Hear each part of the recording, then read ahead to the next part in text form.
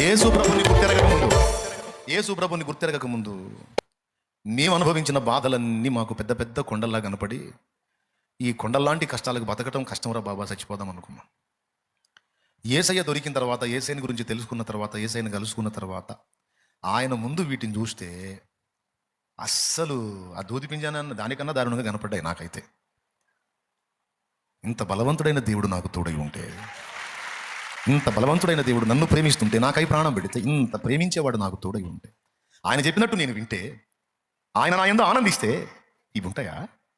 అందుకే మా అమ్మకి నేను ఫస్ట్ చెప్పింది అదే. యేసయ్య దగ్గరికి నేను వచ్చినప్పుడు మా అమ్మకి నేను చెప్పింది, మనకు పెద్ద కొండ, పెద్ద ధననిధి, పెద్ద నిధిమా యేసయ్య అని చెప్పాను.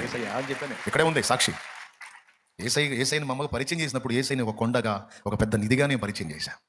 నా దృష్టిలో నా ప్రభు స్థానం అది. ఏదైనా ప్రభు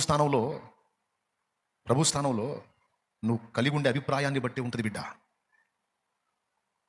ఏది నాకు అలా ఆయనతో పోల్చుకుంటా. ఇప్పుడైనా సరే, ఎవడైనా మనుషుడైనా సరే, ఎవడైనా ఏదైనా స్పందిస్తే నేను చూసే కోణం అదే. ఎంతమంది లోకమంతా ఏకమై ఒక్కటైనా సరే ఆ మొత్తాన్ని చూసి యేసయ్యని చూస్తా.